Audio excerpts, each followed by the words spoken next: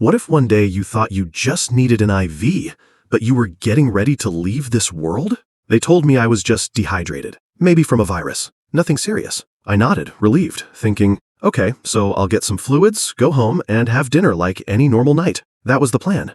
But now, looking back, I can't help but wonder how many people walk into a hospital thinking they'll walk back out, only to never leave again? What if a day you dismiss as ordinary ends up being the one that carries you across the threshold between life and something you can't even name? My name is Claire Bennett. I was 17. I lived in a small town nestled between the mountains of Utah, where the sky stretched wide and blue, and every morning sunlight poured through the kitchen window like warm honey. I was a healthy kid, or at least I thought I was. I hiked, played piano, and kept a journal. Life was so peaceful, I sometimes forgot that peace can be just a thin layer of mist. It all started with subtle signs. I was tired, a lot tired, in a way that felt like I was carrying sandbags inside me. I had no appetite.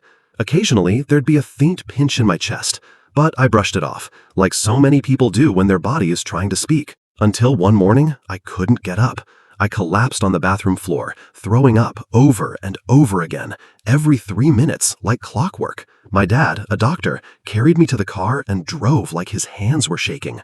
No one said the word death. In the ER, they tried to find a vein. Needle after needle, failure after failure.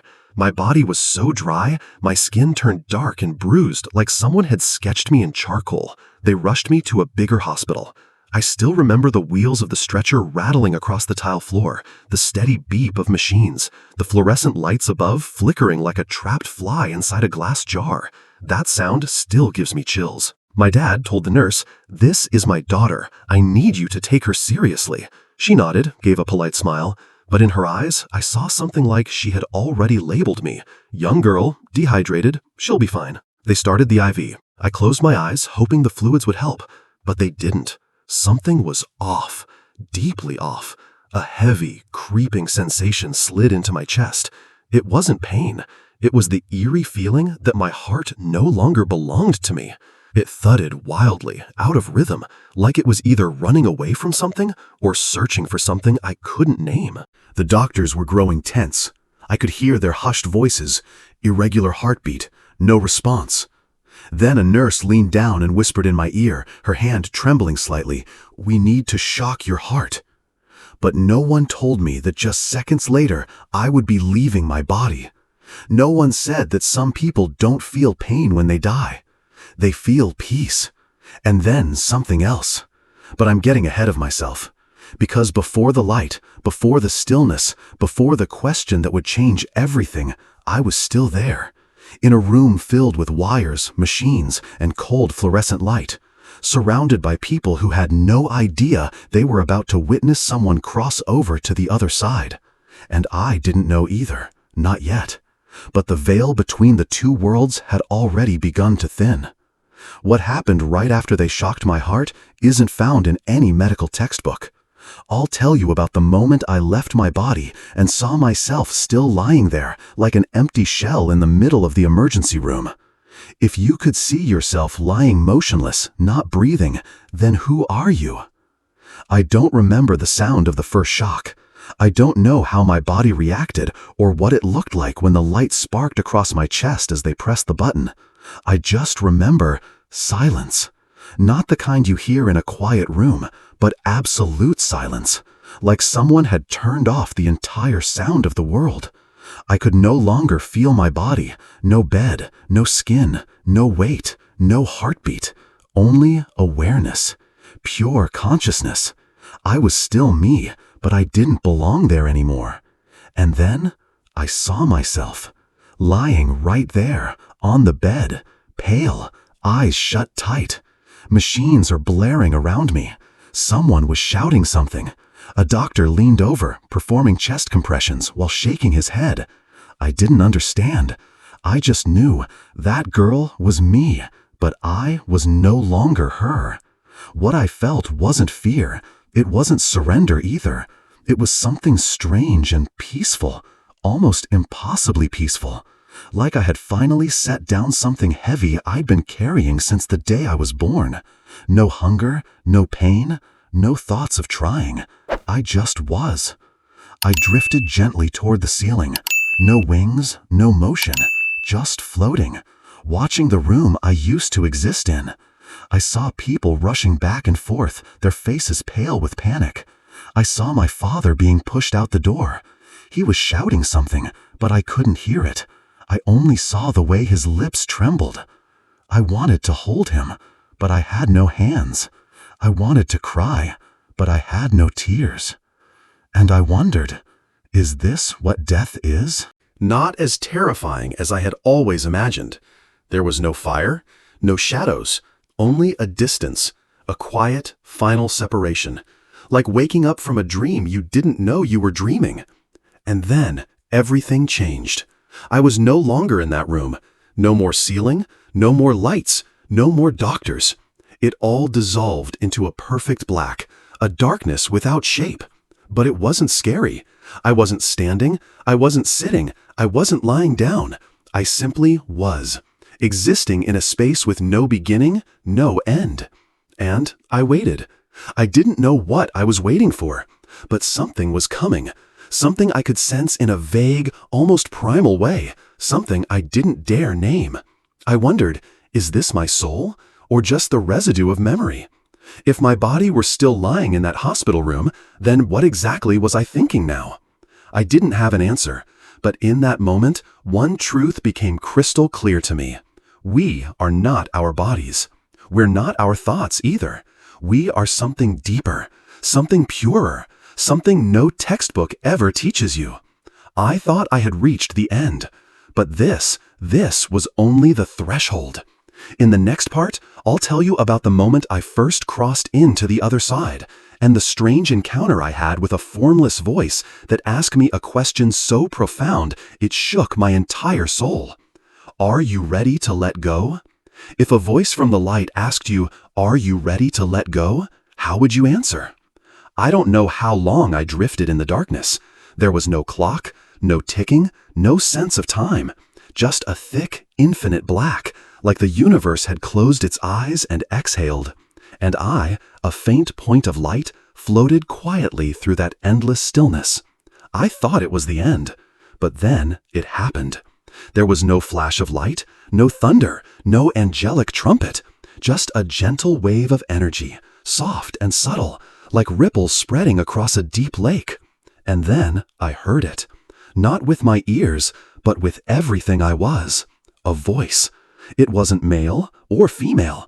It had no pitch, no form, but every word echoed with a clarity that felt carved into my soul. Are you ready to let go? I didn't understand. Let go of what? I had already left my body. I had already left the world.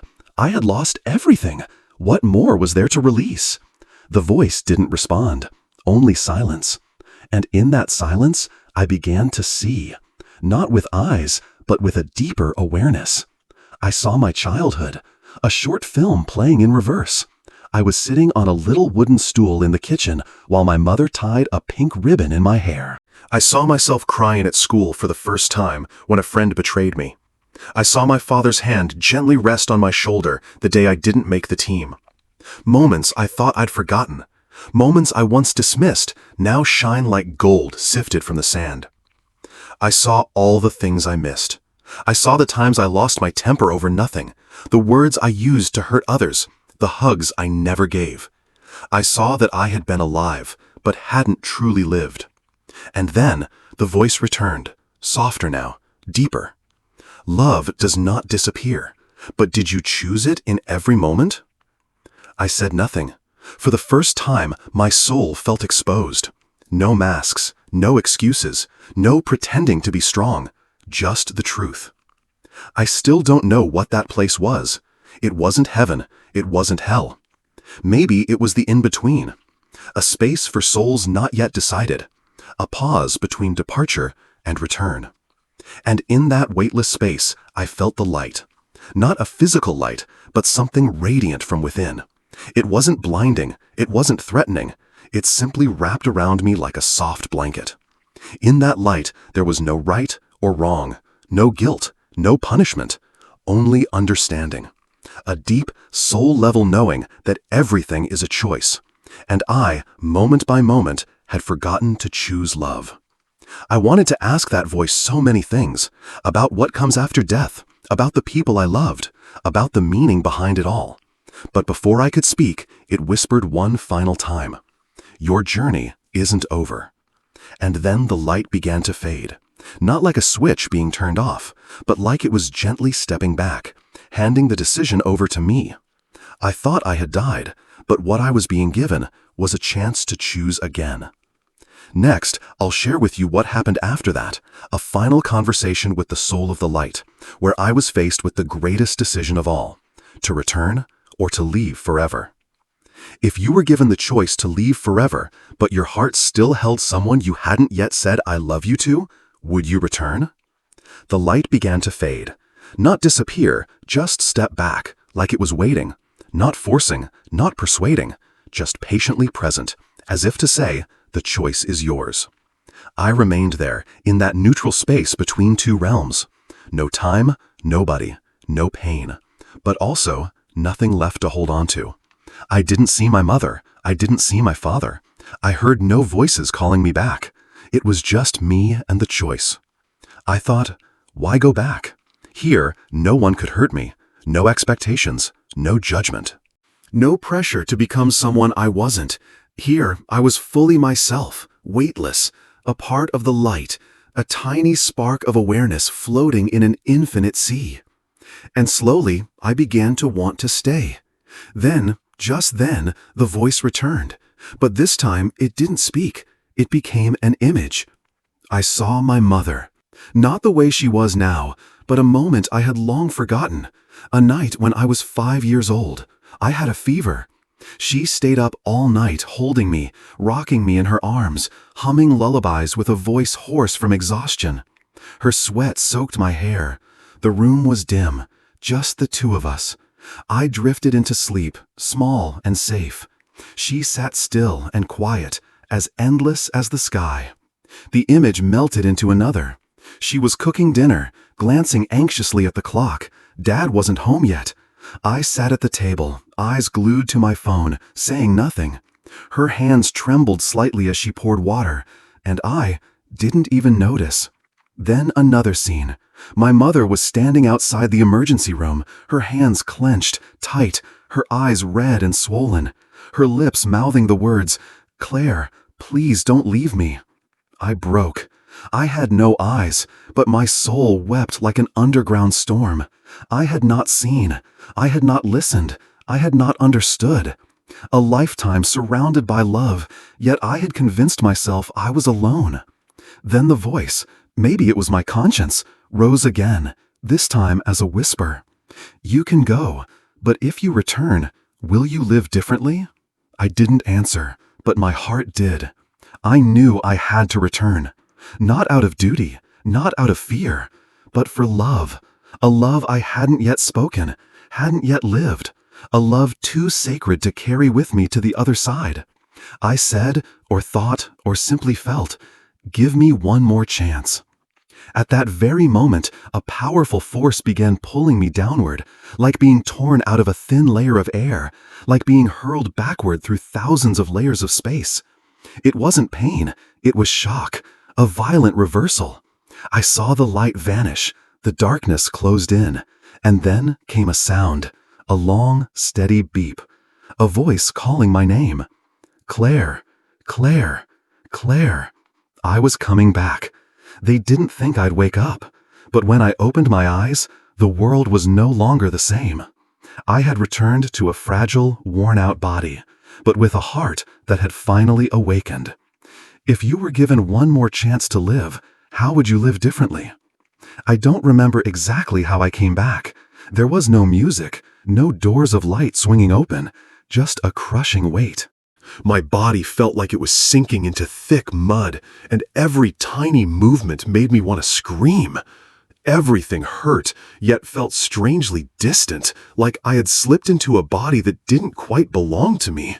I couldn't speak. I couldn't fully open my eyes, but I could hear. The first sound I remember was the sound of heavy breathing mixed with quiet sobs. Someone was crying. Then a voice broke through, trembling like a drop of water about to fall. "Claire, sweetheart, it's Mom." I knew it was her. And in that moment, my tears came without needing to know how much of my body still worked. I wasn't crying from pain. I cried because I had truly come back. Back to where my mother's voice still existed, where the air still carried the sterile scent of antiseptic, where my heart was still beating thanks to machines. And in all of that, I could feel it. Something miraculous was happening. The doctors were stunned. The nurses whispered, "She's awake. I can't believe it. This is a miracle." But I knew it wasn't luck. It was a choice, and it was I who made it. The days that followed moved like time itself had to learn how to walk again. I had to relearn how to chew, how to sit up, how to move my arms. My body was as fragile as a newborn's. Every small motion was a battle. And yet, strangely, I wasn't angry. I wasn't hopeless. What I felt instead was a nameless gratitude. I was alive, and that was enough. I remember once, during therapy, a nurse half joked and half wondered aloud, "Do you remember anything from when you were out?" I looked at her, paused for a moment, and softly said, "I do, but there are no words for it. How do you explain a place where language doesn't exist? How do you describe a question that echoes through light? How do you help someone understand that sometimes dying is the moment you truly begin to live?" I carry it all inside me now, like a small flame, not to boast, not to preach, but simply to light my way. During the days I lay motionless, I thought a lot about my mom, about my dad, about my friends, about the times I was distant and indifferent, the hugs I turned away, the apologies I never said. I was no longer the 17-year-old girl who believed she had an entire lifetime ahead of her. I was the girl who had touched death and realized life isn't as long as we think. I started keeping a journal, not to remember, but to slow down. I began writing down the smallest details, the way the light streamed through the window, the sound of birds at 5 in the morning, the scent of rain still clinging to the leaves. Everything familiar suddenly felt sacred. What I once took for granted now felt like a miracle. I had come back. But I wasn't the same Claire anymore. What you're about to see is what life looks like after waking up, and how a girl who brushed against death learned to love every single moment she's been given. The hardest part wasn't waking up from the coma. It was learning how to live again when I was no longer the same person. People called me a miracle. The doctors looked at me like an unsolvable case. Local media wanted to do interviews. Acquaintances whispered words behind my back like "blessed" and "came back from the dead." But they didn't understand. I didn't just survive. I came back, changed. Changed in the way I saw the light. Changed the way I listened to someone speak. Changed in how I felt the air in my lungs, the scent of earth after rain, the soft rustle of wind through the curtains. It was as if everything had been reprogrammed, sharpened, magnified, and made sacred in a way that caught in my throat. But after the honeymoon phase of the miracle, life began to test me. I told a few loved ones about what I experienced on the other side, about the light, about the voice, about the question, "Are you ready to let go?" The reactions were mixed. My mom held me tightly and said nothing. My dad just nodded gently, avoiding my eyes. One of my closest friends gave a small laugh, probably just the anesthesia talking. I wasn't angry, but I was sad. Some things only make sense after you've touched death, and some things can't ever be fully explained in words. There were nights I cried without knowing why, a strange emptiness in the middle of life itself, as if part of the light I once touched was still calling to me from afar. There were moments I silently wondered, did I come back? Or am I just living inside a dream? I didn't turn to a therapist. I turned to nature. I would sit for hours beneath the old pine tree behind our house, my hand resting over my heart, the same heart that had once stopped. Every beat felt like a miracle, every breath a gift. I wrote letters to myself. I wrote thank you notes to the place I once went, not expecting a reply, just to remind myself, I'm still here. And then one day, I decided to write down the whole story, not to convince anyone to believe me, but to connect. I wrote it all, every line, every feeling, every moment beyond the veil.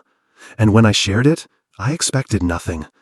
But the response came like a wave. Hundreds of messages, from people who had lost children, from people who had nearly drowned, from people who had never experienced anything unusual but found themselves crying as they read each word. I don't know why, but I felt something real in what you wrote. Thank you. I'm not as afraid of dying anymore. I'm going to call my mom tonight. I sat there, reading in silence, and in that stillness, I realized maybe this is why I came back. Not to live for myself, but to awaken someone who's been sleepwalking through their own life. From that point on, I started sharing my story with small groups, in classrooms, at community gatherings. There was a time I stood on stage, my hands trembling, my voice barely steady. But when I reached the part where I heard my mother crying while I was unconscious, the entire room fell silent. And in that silence, I knew what I went through wasn't meaningless. My new life hasn't been easy, but it's real, it's deep, it's full of color. I've learned how to forgive, not others, but myself, for the years I lived half awake, for the love I didn't express, for the moments I took for granted. I've learned to love without needing a reason, simply because I'm still alive to love. And this journey isn't over. Before I close, I'll share with you the greatest lesson my near-death experience taught me, and why I believe that anyone can be reborn, even if they've never come close to dying. I once died, but what changed me wasn't the death. It was what I saw on the other side. Someone asked me, if you had the choice, would you go through it again? I stayed silent for a long time, not because it was hard to answer, but because that question reminded me of the one truth that matters most. I didn't survive to continue the same life. I came back to begin a different one. On the other side of the light, no one asked me what my grades were, how many followers I had on social media, or whether I was successful enough. They only asked me one thing. Did you live fully? And I hadn't. I used to live in a rush, lived to please others, lived without really knowing what it meant to feel alive. But when death came, it didn't come with noise or warning. It came quietly and stripped everything away, left me bare, honest, light. And that's when I saw the truth. Life is short, too short to go to bed angry, too short to wait for the perfect moment to hug someone you love, too short to live halfway. Many people fear death, but I fear something else, living without ever having truly felt alive. You know, after I came back, I learned something incredibly simple. Every time you laugh from the heart, you're healing someone. Every time you forgive, you're cutting a rope that's been choking your soul. Every time you're fully present, not judging, not distracted, you're doing the very thing the light did for me on the other side, listening completely. If you're watching this and you feel stuck, empty, or lost, I just want you to know you don't have to die to be reborn. You just have to pause, listen, and begin again with this very breath. Because sometimes a touch to the heart is just as powerful as a shock to the chest. Because sometimes you don't need a miracle, you just need a choice. Just like I chose to come back, you can choose to live differently starting today. And if you ask me, what did you see beyond the veil? I'll answer you with the question the light once asked me. Are you ready to let go? Because maybe every true beginning comes after a moment of surrender. At the beginning, I said, I saw something during my coma, something I had never shared with anyone. Now you know what it was. It wasn't a vision of heaven. It wasn't some supernatural mystery. It was awakening. It was a choice. And it was love, pure, complete, unconditional. The only thing I could carry with me, even through death. If you're still here, listening to this final moment, then maybe, somewhere inside you, there's something that has brushed against the unexplainable too. A moment near death.